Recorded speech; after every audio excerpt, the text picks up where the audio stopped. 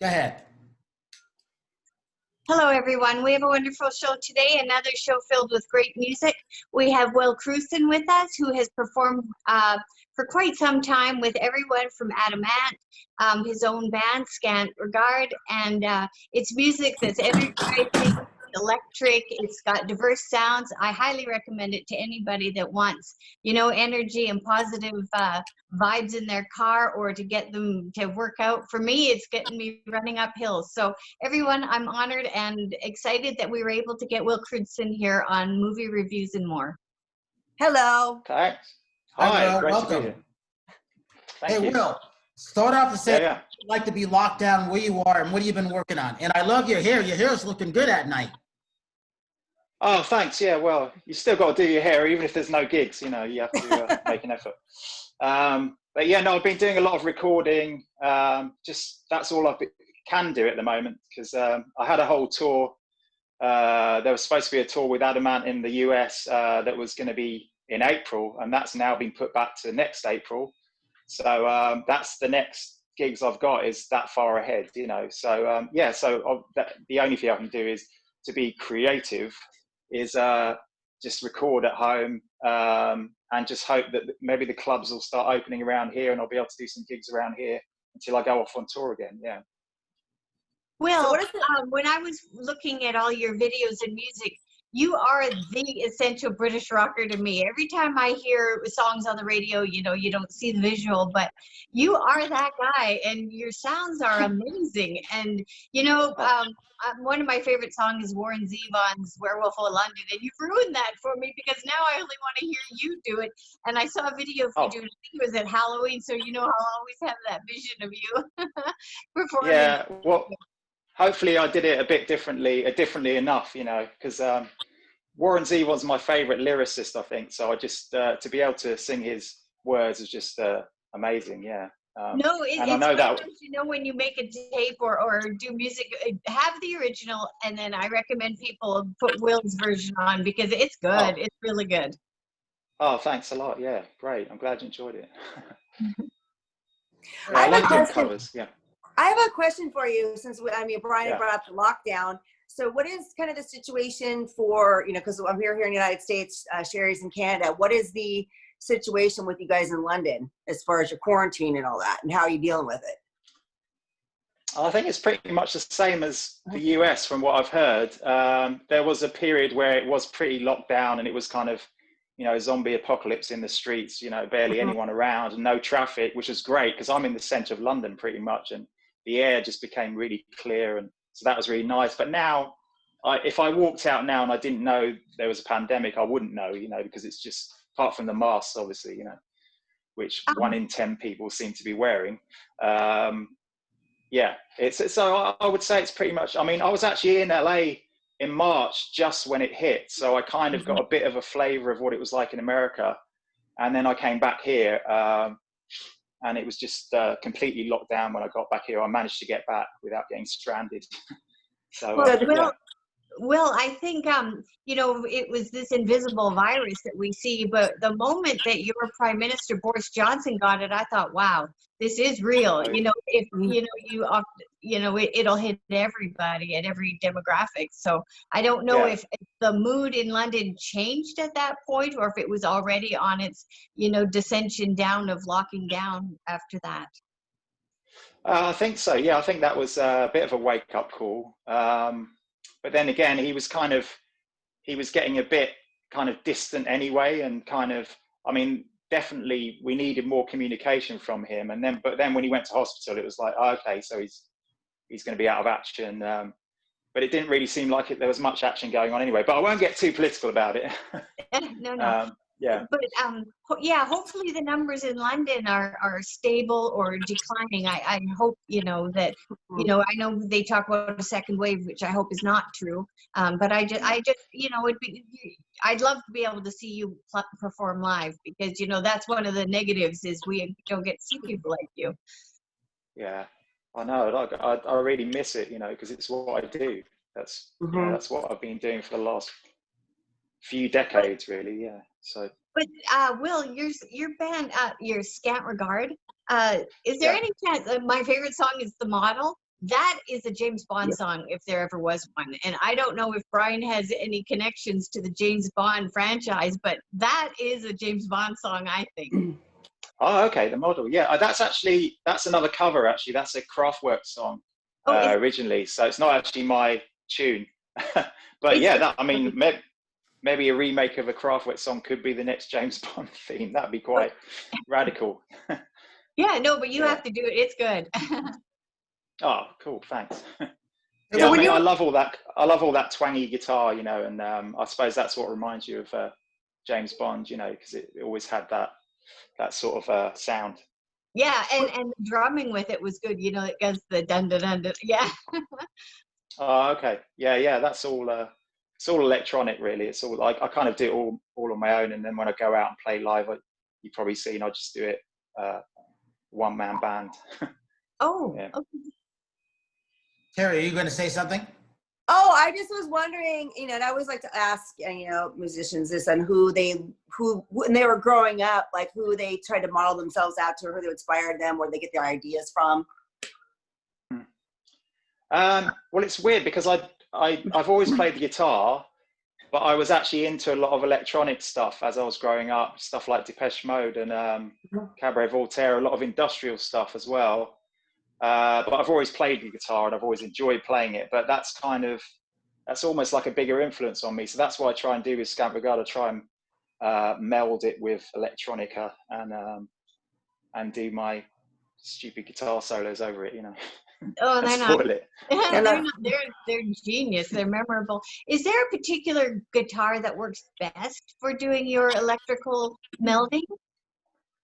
Well, yeah, I've got a couple of guitars that are really kind of twangy sounding in that kind of Dwayne Eddy, Link Ray type way, and the one I use a lot it's a Japanese guitar called a Taisco, that one, and it's got the tremolo on it, which makes it really nice and for the kind of surfy twang sound.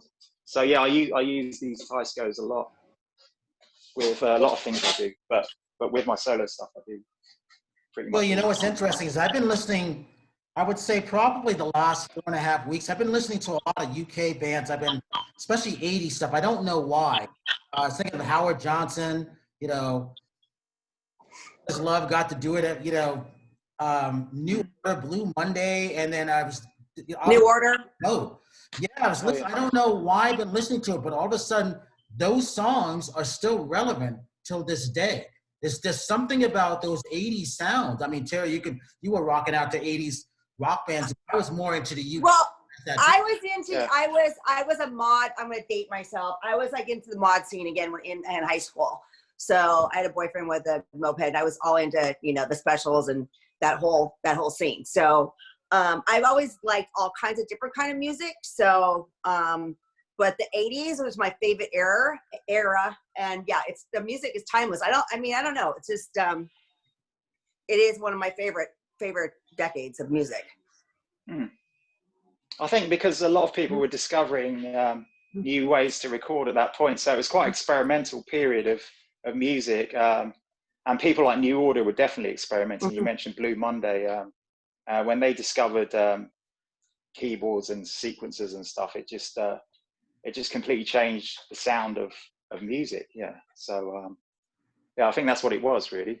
That's why it was so interesting, you know. Yeah, Thompson Twins is another one, Brian, that you probably were thinking about. Yeah. I was playing them yesterday for whatever reason. Lies.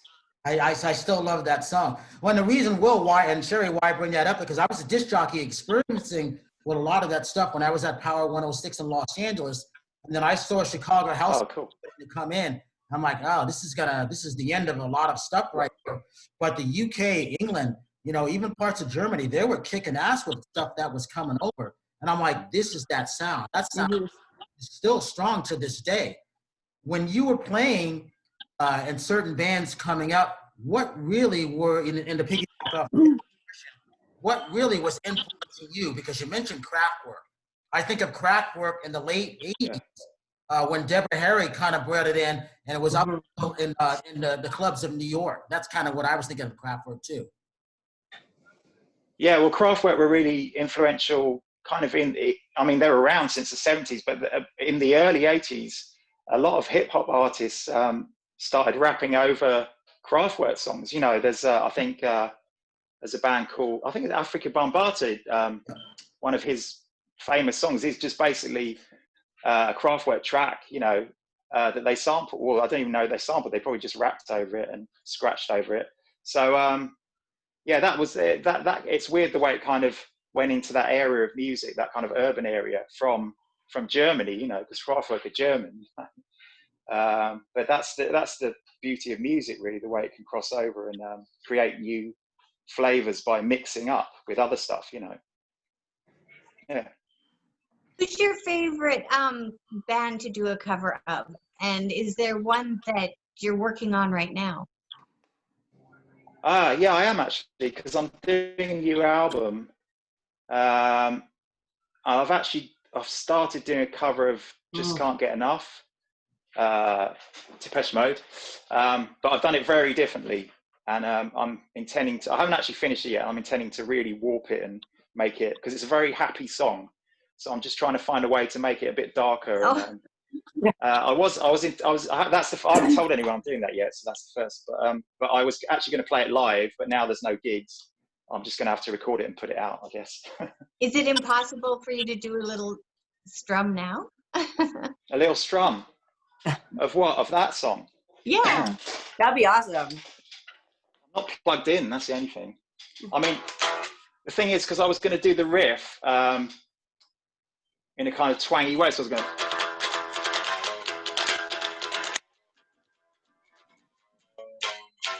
When I'm with you, baby, I go in my head, and I just can't get enough. You know, like that. I won't. That sounds too happy. The actual recording will be a lot darker if I just play it like this, because so many people are just doing this acoustic thing online now, and I'm actually trying to avoid it. So you'll get like half a line of a song from me. You know, Will, you just. But I'll be back in the States and in Canada, I'm sure, and I'll play it live for you. You did a cover of with Adam Ant of "Get It On" from T-Rex. That's right. So Yeah. if you're in the LA area and I'm with Terry in the LA area, if you need any backup dancers like you had on the video, call us. Oh, okay. Yeah. Yeah, we haven't played. Yeah. We used to play it a lot, actually, Get It On, and I've done some acoustic stuff with Adam, and we've played other T-Rex stuff, because that's one of his major heroes was Mark Bolan. Yeah. So yeah, it's great. I love T-Rex as well, so it's great to play. Yeah. Yeah. No, if anyone's is on YouTube, look for Will, because like his videos are great, you know, and just making a mesh of them, they're great. But when I saw those girls on stage, I'm like, oh wow, Terry, we got to do it. Yeah. Hey, Will, Why not? Yeah. Will, talk about the first time that you came to the U.S. What year was that? Was it with Adam's band? Was it with another band? And what was that feeling like when you first landed? The first time I went was early 90s, because my brother lived in LA at the time, in Silver Lake, and I actually went to visit him. So that was the first time in LA. And, you know, after day one, I was driving on the freeway and getting freaked out. And I'll never forget the feeling of how big everything was. And it's still like that for me. I love going to LA. I just love the whole atmosphere, and I was sad to leave it, come back here and be locked down, you know. But when the lockdown is over, do you have a first step? Are you going back to America, or are you grounded in London for a while? I don't know when it's going to get easier. You know, it's hard to tell. But I mean, the next thing that's supposedly definite is next April, when we're doing the West Coast with Adam, and we're doing LA. We're doing. I think we're actually going back down to Texas and all that as well. So I'm just hoping it's all going to be safe enough to do. You know, because if not, it'll get put off again, I guess. Yeah. 2022 or something will end up. I know, who thought New Year's Eve that this would be this year? I mean, the year's almost over, and it's just it's just been the biggest, like, I don't know. Every day is like a surprise. I know, it's incredible, and the amount of information going around that you just can't, that kind of contradicts itself all the time, every day. It's just unbelievable. So, yeah, just got to stay home and get on with stuff, I guess. I think the fun thing is that we've been talking to a lot of the musicians in the country and around the world, and just to get their thoughts on everything and what creative music that they may be writing. I'm so excited about that. Who knows what people are really coming up with? And that really makes me happy, because you can see a lot of the musicians kind of come together around the world. What's your thoughts on that? Yeah, absolutely. I think it's got to be inspiring, because it's a whole, whether you like it or not, whether you're actually going to sit there and write a song about being locked down or you're not, it's bound to come out in what you do, in your lyrics or your music. The whole state of mind has changed for everyone, so I think there's going to be a lot of songs with the isolation theme coming out pretty soon, I reckon. Yeah, or if not, they haven't already. Will, you do write music already, and you were just saying you're going to alter the song to be a little darker. Is your writing changing, or is it always kind of maintained this up and down mood? I don't know. There's always a dark side to it, I think. Even because quite often I'll do something and try and make it a bit lighter, and I'll play it to someone and they'll say, well, that's just still dark, So it's kind of like, I guess it's ingrained in me. Yeah, I can't help myself. But maybe the lockdown will bring out some more positive stuff to sort of balance it out. Get a bit more equilibrium. Who knows? You've also toured so much. Do you find you have, depending on the country, you have a different type of reception? Like do you get a different reception in Canada versus perhaps Budapest or things like that? I'm curious what your reception is like on stage. I find the more remote places you get, the kind of crazier people go. Definitely, and that applies even in the UK. When you get the further away you get from London, where people have gigs every night, and definitely the madder people go. If you go up in Scotland and Glasgow and stuff, and it's definitely the same. Yeah, I think people just appreciate when bands make an effort to go off the beaten track a bit, So, but having said that, some of the best gigs I've ever done have been in major cities like LA or London, So. But yeah, generally. Sorry. Oh, I'm sorry, Will. Did you perform with Tom Jones? Yeah, I did. I did a load of TV stuff with Tom Jones. Because I was it's quite a while ago. We're receiving things on stage as he traditionally has that I've read about. The only time that happened was actually on a TV show, and the only reason it happened was because the producer of the TV show made them throw knickers at him, and he didn't know, and it was just obviously staged, So I'm sure it has happened, normally, but I was only in his band for probably about 3 or 4 months, so I didn't actually see it happen for real. But that did happen one time, yeah. But I managed to avoid the bombardment of what's interesting about that, Will, is for whatever reason, I was just reading about Tom Jones with all the stuff. Oh, yeah. One of my friends, Ivar Davis, and we were talking about the Beatles, and then we were talking about a little bit of Tom Jones, and it made me go back into Tom Jones's history, because I would love to see a docudrama on him, how he came up and all the stuff that he's done. Him and Engelbert did. I always found fascinating. And I just, these are two people that really made it in America, but also around the world. And I never forgot that. But what did we really know? The answer is we didn't know too much about them. So I look forward to those documentaries one day. That's true, actually. Yeah, there should be something about Tom, because, he was in with Elvis. He was in with, everyone at the time. And he was like a big deal. He still is, Yeah. Yeah, I don't think a lot of people realize that he and Elvis established a really good friendship. Yeah, absolutely. Yeah. It's incredible to actually meet someone like that and talk to them, and just think about that history. Yeah. You were talking about you and Adam playing acoustic something. What were you guys working on? Can you talk about that? Well, we haven't done any acoustic stuff for a few years actually, but we used to do quite a bit.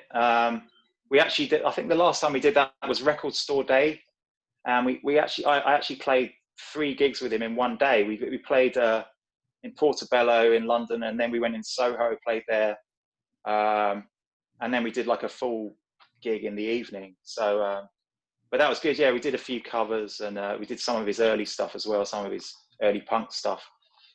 Yeah.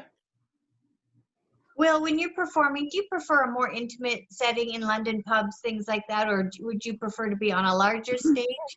And okay, this will be goofy, but so if you're on stage, what would you like thrown at you? Thrown at me. Good things, because Brian was saying, the Beatles got jelly beans, Tom Jones gets Snickers. What would you like? Yeah. Anything that's not sharp, really. Okay. So blunt stuff, yeah. Okay. Ping pong balls, maybe. I don't know.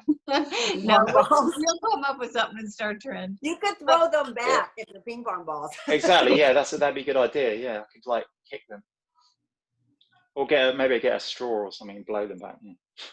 So, is there a song out there that you'd like to play? Like when you were talking earlier, everybody, I was thinking, remember that song "Safety Dance"? I think you'd do a really good remake of that one. Oh yeah. Yeah, they're Canadian as well, right? Yep. Yeah. Yeah, why not? I do like that song. That band's great, actually. They had a lot of good songs. But that was kind of like their big worldwide hit, wasn't it? Yeah. I know. As a Canadian, That's I a good never idea. know. But you do a good one. But that and the James Bond song, so we're going to plant the seed out there so that, everyone listen for Will, so that, yeah, you're great. Okay. I'll bear it in mind. Trying to say I got to call Barbara Barkley on the James Bond stuff. Interesting.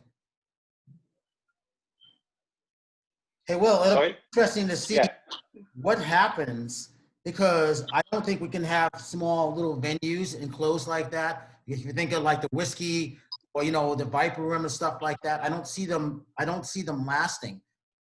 In your mind, and I've been telling my friends around, Will, go out to the nearest pasture, go on someone's property. I mean, our future property. I'm going to have people playing on our future property.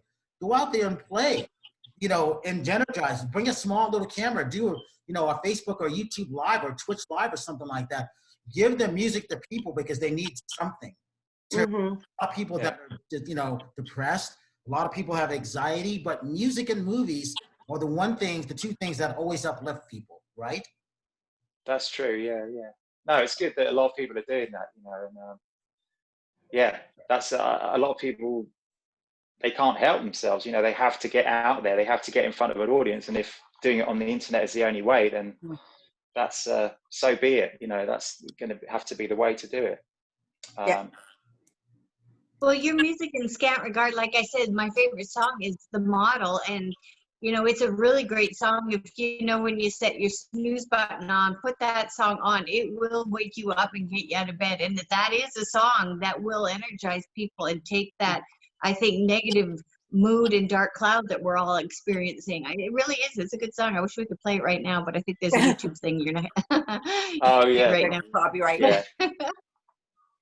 Yeah, you get taken off. I'll put a link on my page when I promote you. So. Oh, thanks. Yeah, that'd be great. Hey, Will, can you give your social media links so people who may not have known of you, who do know now what you're doing, so they can follow you? Sure. Well, my main website is scantregard.com. So that's SCANTREGARD.com.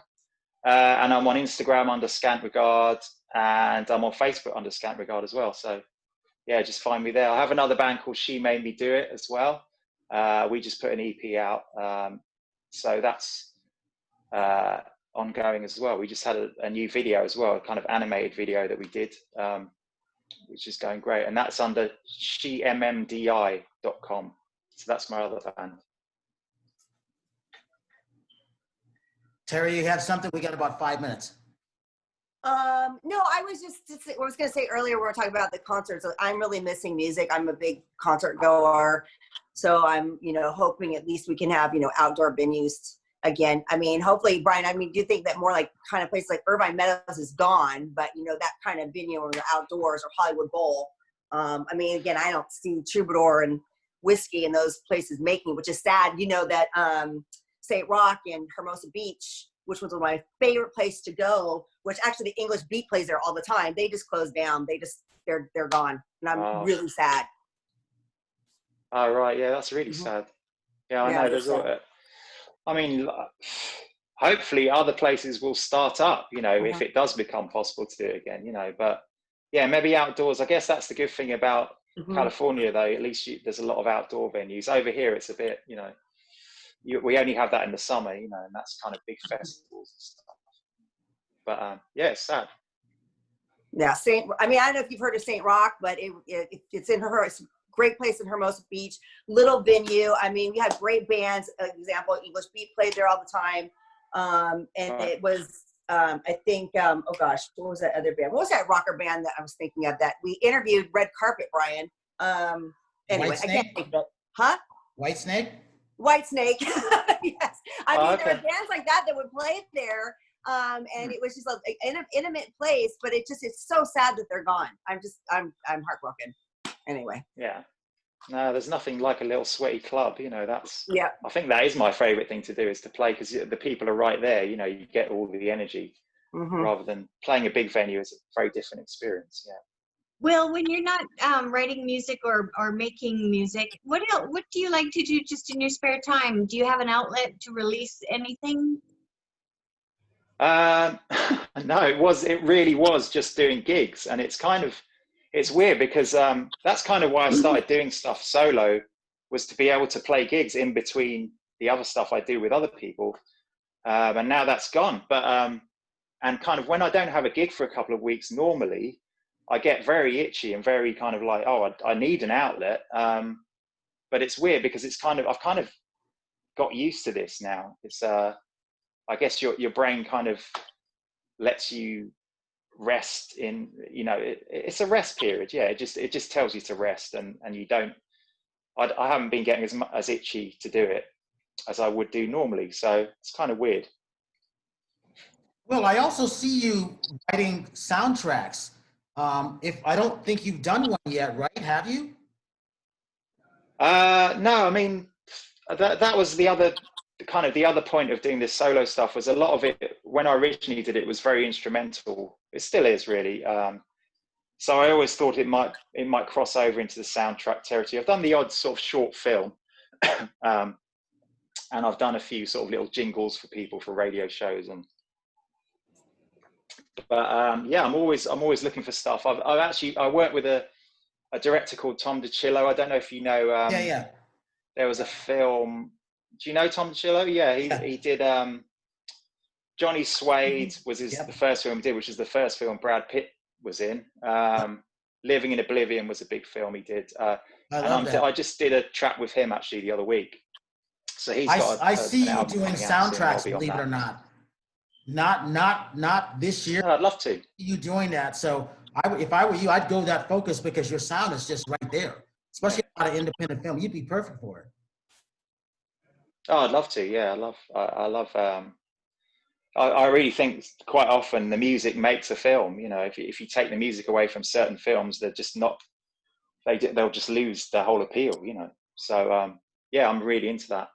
Well, what's an interesting fact is music. I stopped listening to music when Chicago house music was coming in, and I was like, "What is this?" You know, and then there was different types, and then I found the type that I liked, and then it was music that brought me back into that from scores, from movies. So again, my appreciation of music as that disc jockey playing in all white clubs, you know, moving to California and then playing in different clubs like that and having friends come over. Again, that's what got me into doing movies with music. So I will always be thankful for that. Oh, great. Are you from Chicago originally then? No, from Connecticut originally. Oh, okay. Okay, yeah. No, that was it's weird. It's kind of, that scene at the time, I think it got a bit diluted in the UK, and there was a lot of kind of pop music that took it on board. But when I listen to it now, I kind of appreciate it more now, I think, the whole house scene and how it influenced stuff afterwards. You know, certain bands in the 90s are very, like the Prodigy and stuff like that, were obviously very influenced by by that, and the whole rave culture, I guess, you know, came out of that, which I really, I love all that stuff. Yeah. Sherry, Will, get the last question. Have you ever thought about acting or being more in front of the camera? You are attractive, and like I said, you were clever in that one. Like I said, the Warren Zevon, like your eyes. But have you ever thought? Has anyone approached you to be in front of the camera as an actor? Not really. I mean, I've never pushed myself in that direction, but it's weird because my dad was an actor. He was in quite a few films and TV shows. So I guess it's in the blood a bit, but you know, I just always wanted to play the guitar. Really, I always wanted to do music. But yeah, any film offers, I'm up for. Yeah, I guess. Good to know. Oh, we're getting a lot out of you today. This is great. We got a lot of work to do. All right. Okay. Well. All right, Will, give your social media links one last time.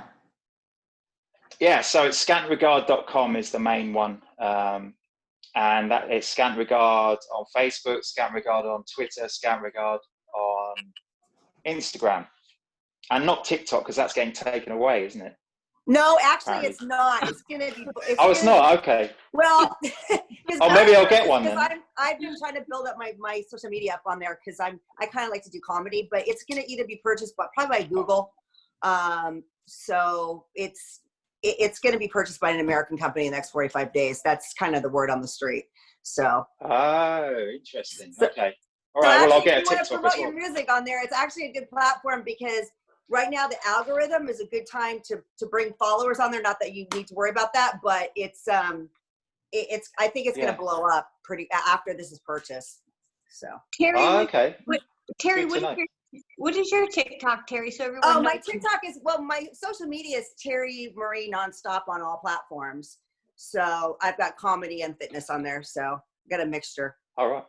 At the same time. Well, no, not the same. Well, sometimes I'll do a joke. I mean, on there about fitness, but I mean, usually I have two things I try to do. You know, I try to make people laugh.